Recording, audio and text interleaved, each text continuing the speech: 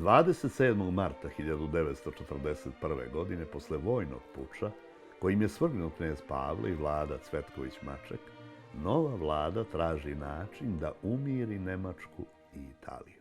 Nove vlasti, na čelu s generalom Simovićem, su mislile da će moći da putem depeša u Berlinu, putem telefoniranja nemačkom ambasadoru u Beogradu, da kažu puj pike, ništa se nije desilo.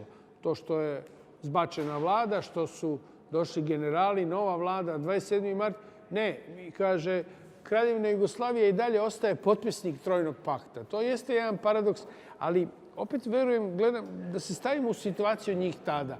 Oni pokušavaju da odgode trenutak nemačkog napada. Svesni su bili da Hitler neće oprostiti taj šamar koji mu je udario narod i vojska i da je sad pitanje samo vremena. 27. marta još nije proglašena mobilizacija. Opšta mobilizacija je proglašena, mislim, tek 3. aprila. Znači, neke posadne trupe na granici su aktivirane, ali vi još niste imali razvijenu ratnu armiju Kraljevine Jugoslavije koja je brojala skoro 900.000 vojnika. Znači, mobilizacija još nije bila proglašena. Čak je bilo razmišljeno u generalštabu, nemoj da proglašava mobilizaciju da ne bi naljutili Nemce i Hitlera. Ali bilo je jasno da se posle puča i demonstracija 27. marta sve promenilo i da je samo pitanje dana kada će nemačke trupe dobiti signal za napad. Zato je vlada donela odluku da Beograd proglasi otvorenim gradom, što po međunarodnom pravu znači da neće biti branjen, pa samim tim treba biti pošteđen od razaranja.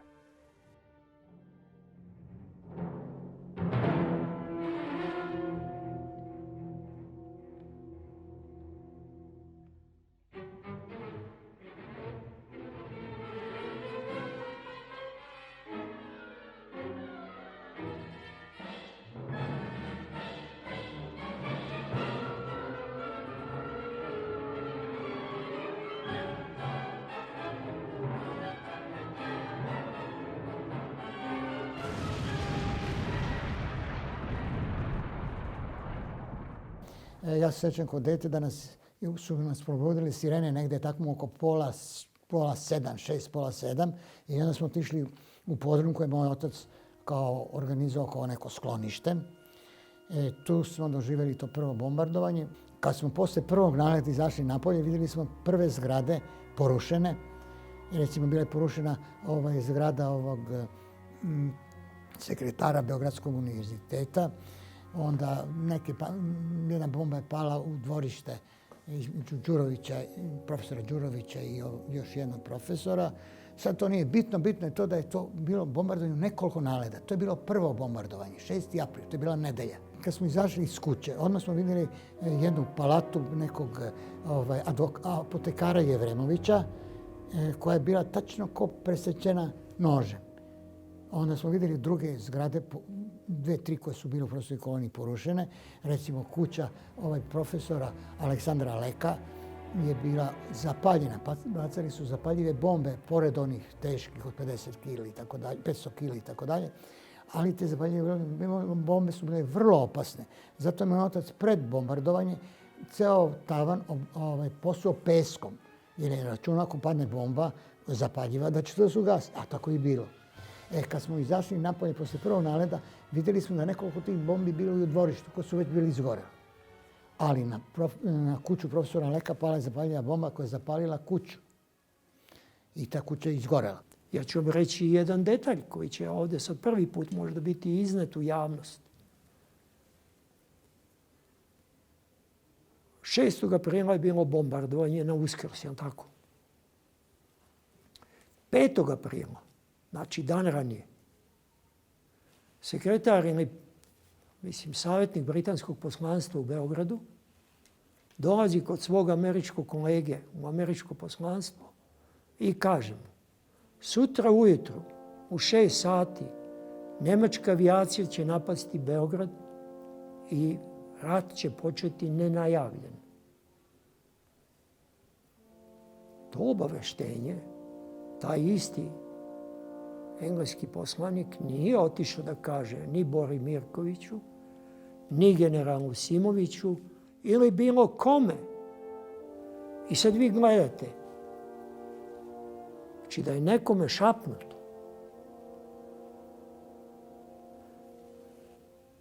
da će biti bombardovanje, onda bi taj neko recimo rekao direktoru Narodne biblioteke: sklonite tih 3000 srpskih srednjovekovnih povelja. Sklonite neke od najvažnijih starih knjiga koje imate, rukopisnih ili drugih. To se moglo uraditi. Tog popodneva, te noći.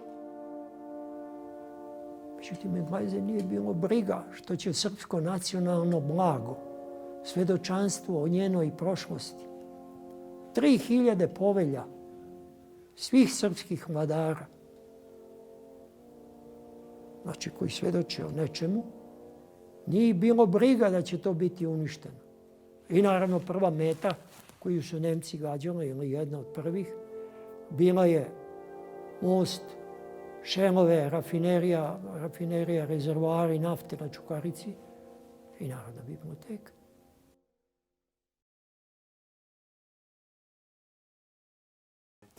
Aprilski rat dugo je bio tabu tema. Komunistima odgovaralo da je vlada bila izdajnička, nesposobna, da je kraljevska vojska bila nesposobna da se suprotstavi nemačkoj soldatesci. Nije se govorilo o tome da je praktično u zapadnim delovima je otvoren prolaz za nadiranje nemačkih trupa. Dobar deo zemlje je uzet bez borbe. Teško da bi posle toliko procena da bi mogla da ta Jugoslavija opstane i da je zaobiđu vihori rata koji su se tada odigravali u čitavoj Evropi. Da bi ona preživjela tako kako jeste. Sam taj ulazak nemačkih trupa u Zagreb gde su bacali cveće i razlika sa Beogradom gde su morali da bacaju bombe i nisu smeli da uđu u Beograd pre nego što su ga potpuno razorili i stanovništvo se razbežalo. Sada, pošto je to bilo vrlo opasno, vidjeli smo šta se dešava, rešili smo da bežimo na periferiju i da idemo iz Beograda. Moj otac je imao u to vreme automobil, kupio automobil, je bio neki Opel Super Six, bio je to u kategoriji rekorda, recimo. Nije predao auto, ali nije dobio poziv. Pun je bio tank i mi smo odmah posle podne otišli na Torlak. Na Torlaku bila neka šuma, tu smo se primirili, bombardovanje Beograda, to je bila periferija Beograda. Noć smo proveli u Žarkovu i to kod nekog seljaka u nekom podrumu i gledali smo kako gori Beograd. A na tom putu, kad smo išli od Torlaka prema Žarkovu, videli smo neke vojnike koji su poginuli pored nekog protivavionskog topa, tako se sećam. To je bombardovanje bilo vrlo teško, vrlo tragično, mada smo mi samo jedno prepodne izdržali to bombardovanje. Bombardovanje je bilo i u nedelju, i u ponedeljak, i utorak, sve do četvrtka. Međutim, prestalo negde već u petak, pošto su Nemci ušli u Beograd od 12. aprila, u subotu, i to na Lazarevu subotu. To je bila veliki naš praznik, ali se naravno nije slavio, pošto je bilo sve veliko rasulo. Mi smo imali pred aprilski rat dva ratna plana, R-40 i R-41. Oba plana su bila prilično defektna jer zbog političkih uslovljavanja političara iz Slovenije i Hrvatske tražilo se da se Jugoslavija brani kordonski od granica ka unutrašnjosti. Mi smo htjeli da obranimo sve, a nismo obranili ništa. Da se pristupilo ratnom planu, kako su neki generali tražili, da se linija odbrane osloni na reke Savu, Unu i da se gro snaga koncentriše u brdima Bosne, verovatno bi bio mnogo žešći i mnogo duži otpor. Međutim, Kraljevska jugoslovenska vojska je prihvatila borbu od granice ka unutrašnjosti. I vi ste imali situaciju da vam nakon 2 dana nemački tenkovi koji su nadirali iz Bugarske, pravac Čusted ili Kriva Palanka, uđe u Skoplje. I svim jedinicama 3. armije koja je bila dole na jugu više nije bilo moguće da se povlače ka severu, morali su ići dole ka jugu prema Grčkoj. S druge strane, Nemci su išli vrlo snažnim oklopnim klinovima od Niša prema Beogradu sa juga. Nešto je išlo iz Rumunije, ali ovi su iz Niša išli i tako dalje. Ratno vazduhoplovstvo je branilo Beograd koliko je moglo, i to vrlo herojski, u jednoj potpuno neravnopravnoj borbi. Jedinice bombarderske avijacije su izvršile bombardovanje aerodroma kod Arada, nekih aerodroma u Austriji i uništili su dosta nemačkih tenkova upravo koji su nastupali iz pravca Niša, ali mi nismo mogli kao Kraljevska jugoslovenska vojska da se borimo protiv Wehrmachta duže, jer prvo, kažem, bilo je jako puno izdaje. Drugo, tehnički i tehnološki, recimo konkretno kad su oklopne jedinice u pitanju, Nemci su imali najsavremenije tenkove, Mark III, Mark IV, a mi smo imali 50 tenkova Renault, starih tenkova koji su bili potpuno tehnički zaostali. Tako da vojska je bila jednostavno dovedena na ivicu poraza i zahvaljujući politici. Ali ta vojska koja je već nacionalno bila podeljena se ipak borila. I sjećam se koliko je problema tadašnji direktor Vojno-istorijskog instituta, general Velimir Terzić, imao da objavi svoju studiju i o aprilskom ratu. To je dočekano na nož i u Zagrebu i čak i u komunističkoj nomenklaturi u Beogradu. A on je bio gardijski oficir Kraljevine Jugoslavije i smatrao je da je otpor Nemačkoj mnogo jačoj soldatesci bio onakav kakav je bio mogući, smatraju da to ne treba da bude zaboravljeno. Taj aprilski rat i sam 27. mart je ne samo moralni doprinos ili jedno trenutno ohrabrenje onima koji su bili u ratu sa fašizmom, Britaniji, Grčkoj, pa i već pokretima otpora na pojedinim stranama. U naredbama za otpočinjanje ili za primjenu direktive 25, napad na Jugoslaviju, znači već jedan razrađeni plan, je bilo rečeno da se zbog njega pomera planirani rat sa Sovjetskim savezom na 5 nedelja. Dakle, to je mogući direktni doprinos ishodu rata, bar u 1941. godini. Da li bi Nemci zauzeli Moskvu, mi ne možemo da nagađamo, ali da je sigurno u 5 nedelja proizveden jedan veliki broj tenkova, to je sigurno. Da se vreme pokvarilo u tih zimskih 5 nedelja, da je to bilo itekako dragoceno, jest. Na kraju krajeva čitava jedna armija, to je druga armija, morala je biti vraćena sa fronta, istočnog fronta, u kampanju u Jugoslaviju. Svako ko se malo razume u tu vojnu problematiku, vojnu logistiku, to znači da su 2 velike armije, 12. i 2.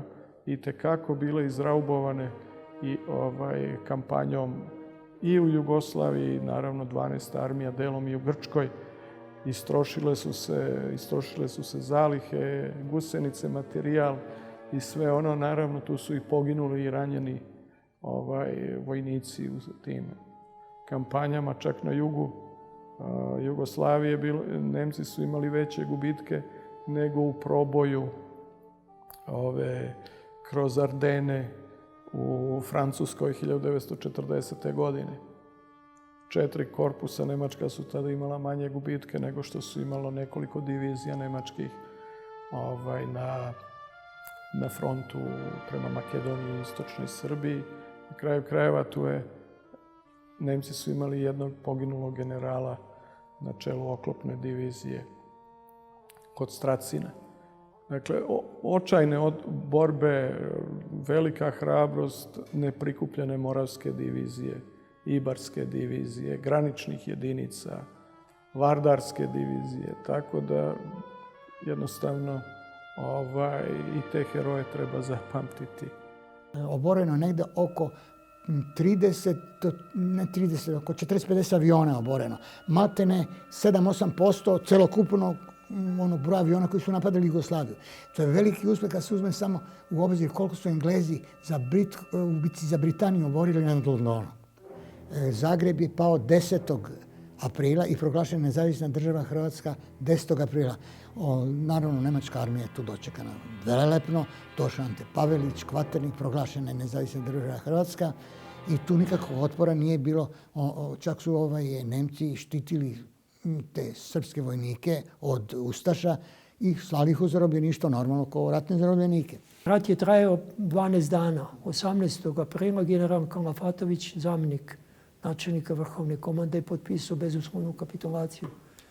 Vojska koja je ostala, uglavnom Srbi, otišli su u zarobljeničke logore, oficiri i vojska. Hrvati su ostali, ako su bili u uniformi, ostali su u Hrvatskoj.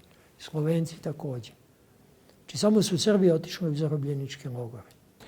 Važno je reći da je događaj od 27. marta doneo veliki politički kapital onima koji su ga izveli.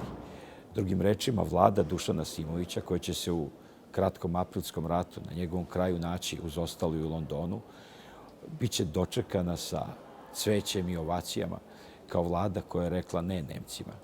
Međutim, pokazat će se da ona, zahvaljujući svojim skromnim sposobnostima i kapacitetu, tu veliku prednost sa kojom je stupila na Britansko ostrvo neće znati da iskoristi i suštinski taj kapital koji je donela u London bit će istrošen za samo nekoliko meseci u međusobnim optuživanjima, svađama. Možda smo trebali da kažemo da je to bila jedna koncentraciona vlada, da su nju predstavljali predstavnici svih političkih partija, da su u njoj bili prisutni i Hrvati i Slovenci. Njena prva destinacija bila je Atina, posle toga Jerusalim, najzad preko Kaira London i na tom svom kratkom putu u Jerusalimu vlada će potpisati takozvanu Jerusalimsku deklaraciju koja će značiti da Jugoslavija nije kapitulirala i da se borba nastavlja, a istovremeno 17.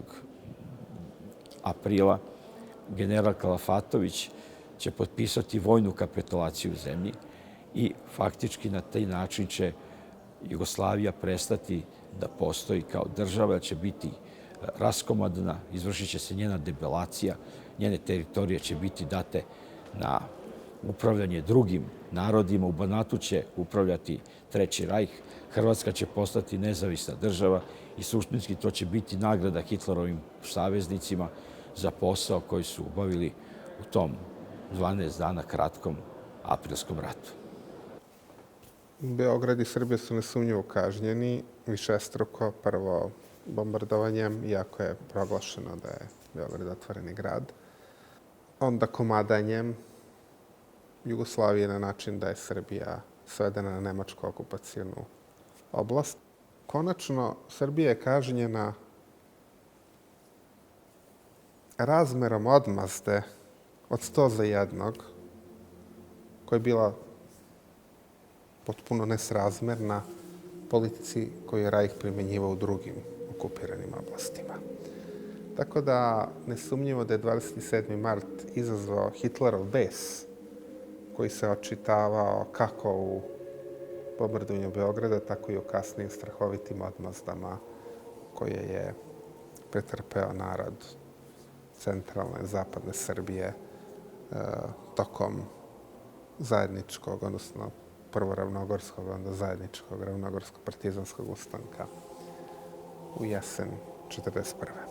Čuveno je i lično sam bio svedok jedne istorijske rekonstrukcije tog događaja na osnovu nemačkog dokumentacionog materijala na pravoslavnom groblju u Pančevu.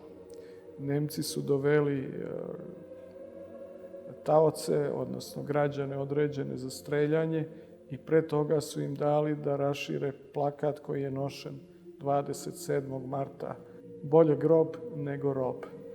I to su im dali da drže i tako su ih slikali uz ogradu Pančevačkog groblja. Zatim su izvršili jednu egzekuciju streljanjem, a jednu egzekuciju masovnu vešanjem na samom groblju. Navodno to je bila odmazda za pogibiju 2 organizovana Volksdeutschera koji su bili sa oružjem, 5. kolona protiv jugoslovenske vojske u toku samog aprilskog rata i koji su ubijeni u centru Pančeva. Nemački okupacijni aparat je tokom celog rata zadržao veliko nepoverenje prema Srpskoj pravoslavnoj crkvi, posebno prema episkopatu koji je imao problema. Nikolaj i Irina i patrijarh Gavrilo i vladika Nikolaj su bili u internaciji, drugi episkopi su bili pod konstantnom prismotrom. Znači, i isleđivanja njih dvojice, posebno patrijarha, vidi se da su najviše isleđivanja upravo oko 27. marta, jer to je prosto bilo nešto što nisu mogli da im zaborave i potpuno sa razlogom, jer to je jedinstven slučaj takav i o tome su čak i engleske novine u to vreme naveliko pisale, ali i druge svetske agencije su javila vest da je mali Beograd i mala Jugoslavija pružila takav otpor što je bilo, eto, nešto što se nije desilo u drugim delovima sveta. Patrijarh je Drugi svetski rat proveo u internaciji. 1944. godine je odveden u Nemačku logor Dachau, kasnije bio pod nemačkom pratnjom u Austriji, u Slovenskoj Bistrici. Oslobodili su ga Amerikanci tokom 1945. godine i on će se tek u decembru 1946. vratiti u zemlju. U zemlju je dočekan kao antifašista, patriota i veliki borac za slobodu. Moj deda je imao ponude da posle rata da ode da bude, pošto je bio relativno mlad, 58 godina, mislim mlad, ali bio je u formi, punoj formi. On je mogao da ode u inostranstvo, da tamo radi, da bude nešto i tako dalje, negde, to što su mu udali. Ne, on se vratio i živeo je od penzije manje nego što je imao jedan zastavnik iz Drugog svjetskog rata. Ali je ostao tu celog života i celog života je zadržao odnos sa De Gaulleom, povremeno pismeno. Kad je posljednji put De Gaulle za vreme njegovog života bio izabran za predsjednika, moj deda mu je poslao, čestitao mu je. Onda je De Gaulle uzvratio time što je poslao delegaciju od 3 čoveka koji su stavili malu zastavicu na sto, sedeli pola sata, sat, razgovarali sve možda. To je počast bila lepa i tako dalje.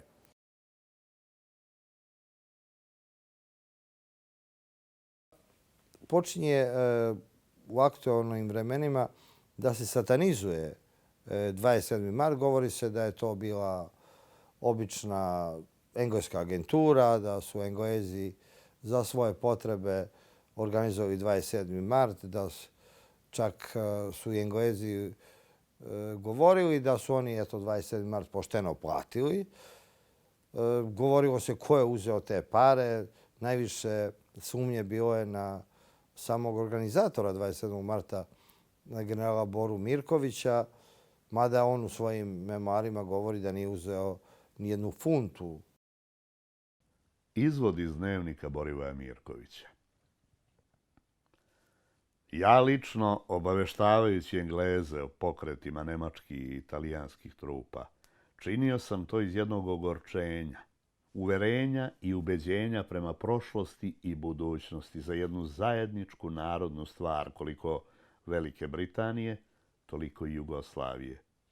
Pomažući stvar i ratni potencijal Velike Britanije, ja sam posredno pomagao i našu narodnu stvar. Ako neko i u podsvesti pomisli da sam ja radio iz nekih drugih pobuda, ja mu svečano i muški kažem laže. I po 1000 puta laže.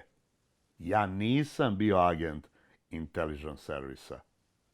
Ovo moram da podvučem, pošto u današnjem dobu materijalizma ovaj moj nesebičan rad može mnogima da izgleda smešan. Uostalom, general Milan Nedić i kaže u jednom svom govoru da je 27. mart inaugurisan engleskim funtama. Također i neki Đorđe Perić rekao za generala Simovića, u napisu jedne knjige da je general Simović plaćen od Engleza da izvrši 27. mart. Engleski državnici i političari, kao i sam engleski narod, treba da ispitaju i povedu istragu za sve imputirano, materijalno i prljavo po ovoj stvari i da javno kažu svoju reč i za generala Simovića i za mene. Jer smelo tvrdim da general Simović po ovoj stvari misli isto kao i ja. Uloga Britanije u 27. martu je jedna od velikih mistifikovanih priča. Sa srpske strane se to mistifikuje, ali se mistifikuje sa britanske. Po nekoj bukvalno laičkoj analizi uložena sredstva i finansijska i ljudski resursi pa nisu toliki da bi mogli tako da Srbe na taj način dignu u smislu neke vrste emotivnosti. Ja mislim pre da su Prvi svjetski rat, Balkanski ratovi, kosovski mit, da je to diglo Srbe, a ne britanske neke sitne pare, mislim, stvarno. Ja bi se kao Srbin osjećao zaista bedno da su nas toliko Srba na taj nivo otpora Hitleru, neke britanske funte i par agenata naveli. Šta smo mi kao narod, zaista? Ni puč sam, a pogotovo ne demonstracije, nisu imale nikakvu naročitu vezu sa Britanijom, uprkos tome što su neki od ljudi koji su direktno sarađivali sa Britanijom uzeli u svemu tome učešća. Međutim, SOI, to jest Ured za posebna dejstva, Special Operations Executive, je dobio čestitanja tim povodom. Kako kaže jedna tajna istorija SOI-a pisana odmah posle rata od strane Williama Mackenzie, koja je ostala tajni dokument sve do 2000. godine. Oni su primili čestitanja za to. Bilo im je drago da su za nešto primili čestitanja. U stvari sa tim nisu imali direktne veze. Ono što je rekao moj deda, da nismo to mi uradili, uradio bi to narod. Tako je rekao. Nije pripisivo sve, uradio bi to narod. Sad, druga stvar, što postoje ljudi koji tvrde da imaju račun po kojim je fakturisana usluga engleskoj. Da je to tako bilo bi između tajnih službi. I sada zamislite da takva stvar se fakturiše kao kad kupujete polovan auto ili neki auto. I sva je istina da su neki od manjih stranaka i nekih manjih i beznačajnijih političara u Srbiji, prvenstveno zemljoradničke stranke, uzeli neke pare, ali oni su bili na platnom spisku Engleza i ranije i zastupali su engleske interese u međuratnoj politici Kraljevine Jugoslavije. I oni nisu ni na koji način bili ni presudni za organizaciju 27. marta, za vojni puč. Radilo se o potpuno nekim drugim snagama i o jednom jednostavno revoltu Srba na aktuelne događaje. Za 27. mart jeste zanimljiva ta jedna vrsta odsustva liderstva i to je na neki način, da kažemo, vojne snage koje su tu učestvovale, iako vremenom polako je iz te neke, da kažemo, tame zavere su izlazili likovi jedan po jedan koje je učestvovalo tu sve, ali ni general Simović, niko nije na neki način nije postao ikona tog dana. 27. mart dobija naknadne lidere. Mislim da su komunisti u falsifikovanju išli do toga da su oni tu bili maltene, da su vodili te demonstracije. Komunisti se tek popodne pridružuju protestima, naravno u kasnijem komunističkom repertoaru. Retuširane su fotografije, sklanjan je kralj, da bi se to prikazalo kao neka vrsta uvoda u 7. juli, recimo. To zaista je jedna teški istorijski falsifikat.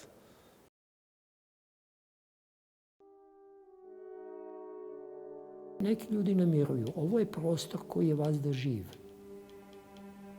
I za koji se vazda bore nekoliko sila u raznim etapama. I sad kad uzmete tu mešavinu svega i Srbi se nađu u centru te mešavine, on dobiju po glavi. Znate, veština je ući u bitku i dobiti je, ali ne izaći iz bitke razbijene glave. Osjećaj za pravdu, osjećaj da je nešto pravično i da se za to mora dignuti glas. U nekoj drugoj varijanti i oružje, ma kako izgledi bili nesrazmerni. Ali jednostavno zlo će, ukoliko se niko ne usprotivi, zlo će da ovlada. I tu ima nečeg i hrišćanskog, nečeg epskog, nečeg antičkog. I to je jedna vertikala i koliko god se politika upinjala da svoje delovanje objasni samo racionalnim elementima. Nijedna neće uspjeti ukoliko nema u opciji ili će doživjeti svoj slom na ovaj način pučem ili će doživjeti neku svoju afirmaciju kao izraz sveopšteg duha. Znate, taj duh otpora nije svojstven nekim trenucima većini, ali je često ta iskra dovoljna da ohrabri većinu. Uz sav rizik govora o onome šta bi bilo kad bi bilo, logično je da se pretpostavi da bi nastavak izbegavanja potpisivanja Trojnog pakta doveo do agresije na Jugoslaviju, ali da bi stradanje bilo manje, dobar političar je morao da to ukalkuliše, da računa sa tim i da onda proceni da li je bolje ipak ne potpisivati pakt, bez obzira na veliki pritisak iz nacističke Nemačke i fašističke Italije da se to uradi, ili je bolje potpisati pa se onda suočiti sa ogromnim nezadovoljstvom Srba. S druge strane, jedan od bitnih argumenata u prilog da nije moglo drugačije, to je četnički pokret i Draža Mihajlović, jer jednostavno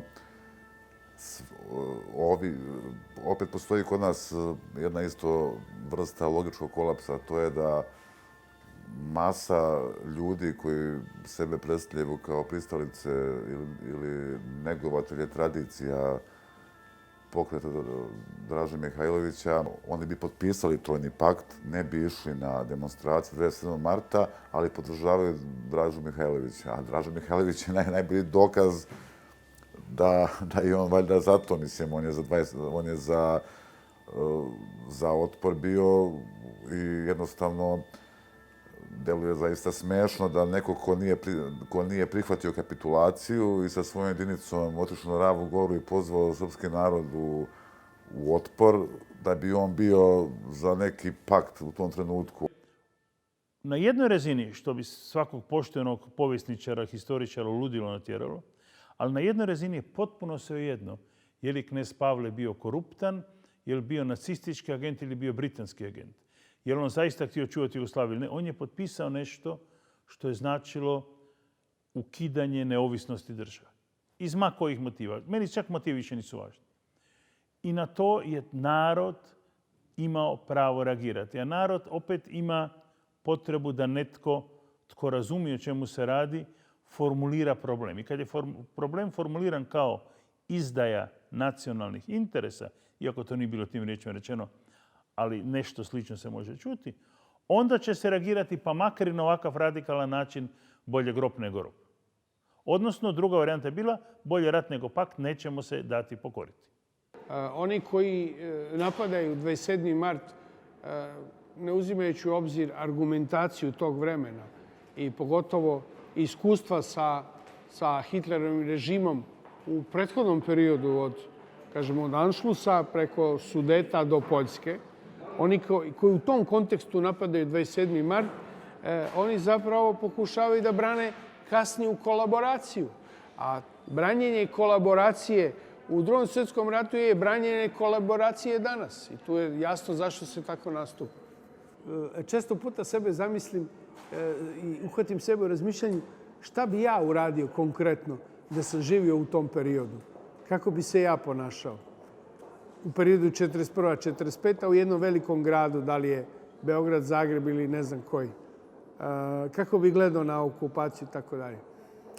I onda presečem sebe sa jednim razmišljanjem, pa imaš situaciju sličnu. Zbog toga što su to uradili, što su tolike žrtve pretrpeli, mi treba 27. mart da slavimo svim snagama, da imamo vojnu paradu, da ako smo već to uradili, zašto se toga stidimo? Nismo mi uradili nešto, mi smo rekli ne Hitleru i tu treba, bar tu treba imamo konsenzus i oni koji misle da je to bilo pogrešno, ali ne treba da podcene tu strast tih ljudi koji su, verovatno znajući većina njih kome se suprotstavljaju, koji su smogli snage to da urade.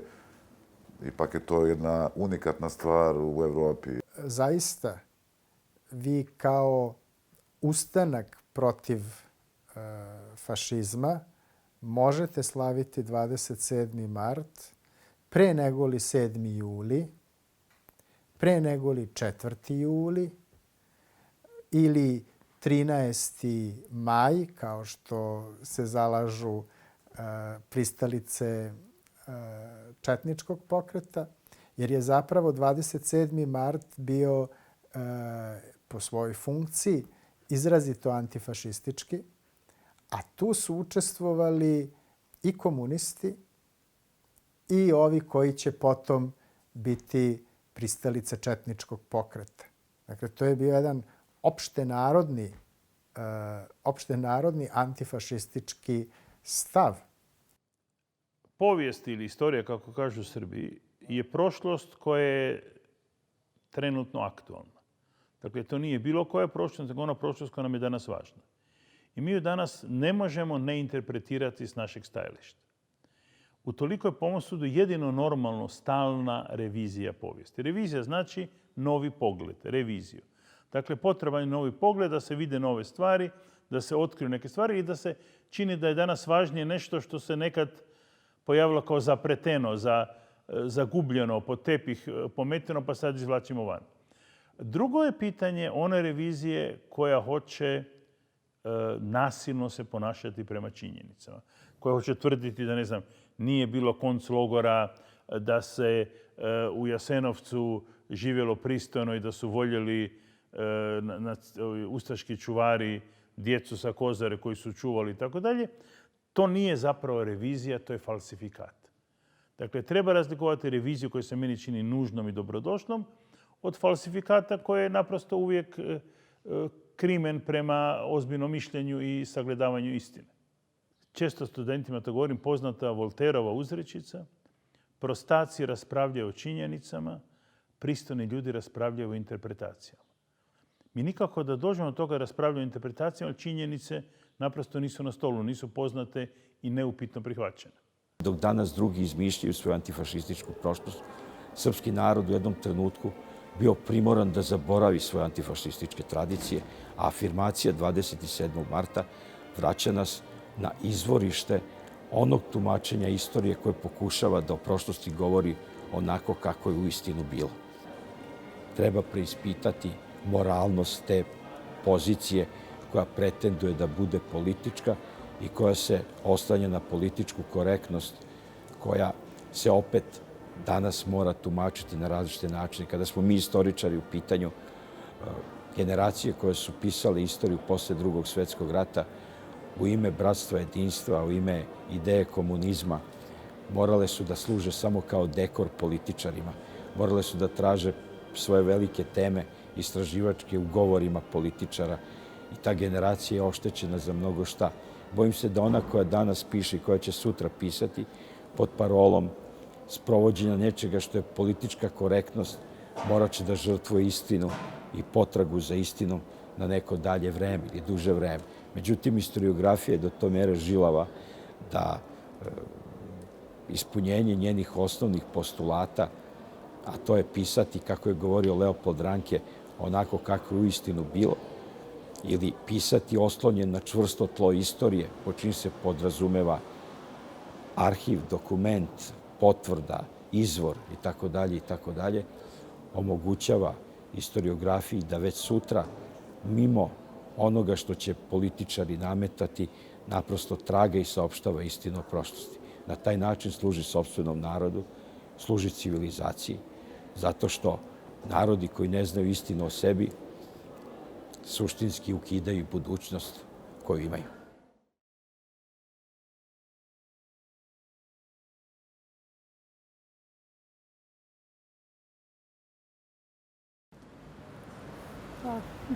Bilo je to davno kad sam učila. Pojma nema. Ne. Mislim da znam, ali nisam siguran. Žikica Jovanović, Španac i ovi. Dalje bitka, neka nemam pojma. Za dalje, ne znam dalje, Mišar ili šta god, nešto od toga. Neka bitka jeste, ali šta ne znam. Ako nisam omašila nešto puno. A Gavrilo Princip, 27. mart. Otkud znam šta je bilo 27. Pa šta čekaj, to je bilo nešto pred rat, bla bla. Drugi svjetski rat, pa ne znam to. Šta je bilo 20? Ti si bio istoričan. 27. marta 41. Mislim, pred rat, drugi svjetski rat. Okej, 6. aprila su bombardovali Beograd, a 27. Ne znam, gde ste filozofe naši da pitate to? Stvarno ne znam. Ne znam, ajde. Nešto pitanje, ja? Ne znam stvarno šta je bilo. Ne znam. Ne mogu da se sjetim, znao sam, ali ne znam sad. Slabo znamo isto. Dobro, nisam ja odavde, pa ne znam to. 27. marta su bile demonstracije u Beogradu protiv potpisivanja pristupanja Jugoslavije Trojnom paktu. Gledajući kroz celokupnu istoriju Srbije, to izgleda da je bilo pogrešno, ali ja kao pravi Srbin mislim da je to bilo najispravnije u tom trenutku i u takvim životnim okolnostima.